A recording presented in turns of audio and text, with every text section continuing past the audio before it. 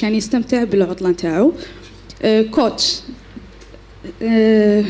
ما تشوفش أن هذا راح يأثر ربما عن روح المجموعة، كون أن رياض محرز يعتبر عنصر أساسي داخل التشكيلة، وشكون تشوفوا ربما الأنسب اللي راح يتولى منصب قيادة المنتخب أو القائد اللي راح يكون قائد الفريق أقصد؟ شكرا.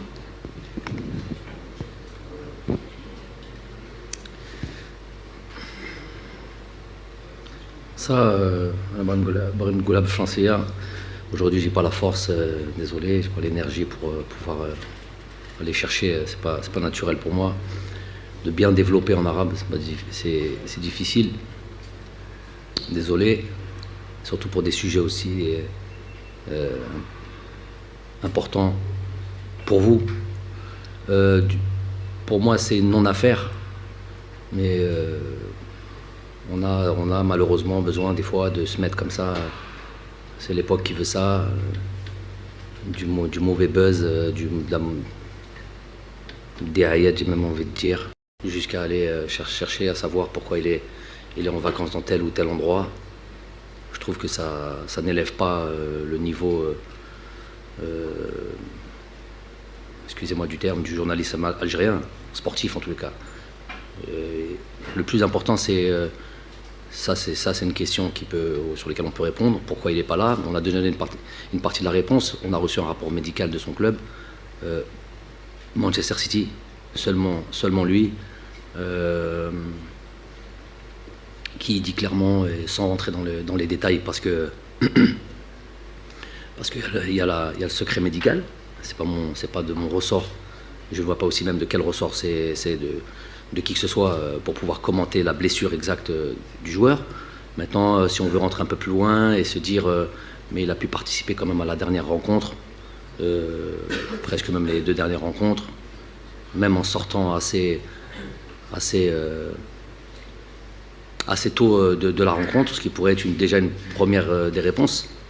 Faut vous rappeler qu'après les 2 matchs du Real Madrid en Champions League, il n'a pas joué les 2 rencontres qui ont suivi. Ce qui peut expliquer le mal dont il souffre. Ensuite, il restait 2 rencontres capitales, peut-être. On connaît le football. Quand c'est comme ça, on serre les dents. Je vois Ibrahimovic, je ne sais pas si vous suivez ça, qui dit qu'il a joué toute la saison avec beaucoup de piqûres sur son genou. Je ne sais pas, il a parlé de plus de 20, 40 piqûres ou traitement médicamental pour pouvoir faire don de ce scudetto à son pays. Donc il y a cette histoire d'esprit de sacrifice. Mais peut-être que si demain on avait, je sais pas, une finale de Coupe d'Afrique ou un match, peut-être qu'il aurait dû serrer les dents et peut-être qu'il aurait dû jouer. Même si moi j'aime pas ça en tant qu'entraîneur, parce que avant tout c'est protéger la santé des joueurs. Forcer un joueur à jouer, je l'ai jamais fait. J'ai eu des joueurs qui ont pris durant mon passage en sélection, il y a eu plusieurs fois, notamment Riyad, des matchs extérieurs, où il était pas bien. Plusieurs autres joueurs étaient pas bien, à la limite de ce qui pouvait expliquer derrière des rencontres avec une performance assez moyenne de ces joueurs-là. Ces choses peut-être qu'on cache, qu'on dit, mais j'ai toujours donné la possibilité aux joueurs de prendre la décision. Peu importe le match, peu importe l'importance du match, c'est la première chose que j'estime qu'un entraîneur, un éducateur doit avoir, à savoir protéger la santé du joueur. Donc pour revenir à et pour en finir avec ça, on aurait pu, je ne l'ai jamais fait depuis 4 ans aussi, on aurait pu faire venir le joueur et faire constater la blessure. Il était presque plus que enclin à le faire. Je ne l'ai jamais fait avec qui que ce soit, pourquoi je le ferai avec Riyad Mahrez? Il faut savoir qu'avec Riyad, et ce sera le mot de la fin par le concernant, c'est peut-être le joueur avec lequel je suis le plus demandeur, à savoir plus exigeant, et avec lequel j'ai eu le plus peut-être à devoir à serrer un petit peu, entre guillemets, un petit peu la vis avec lui, qu'il est blessé et qu'il est en vacances. S'il est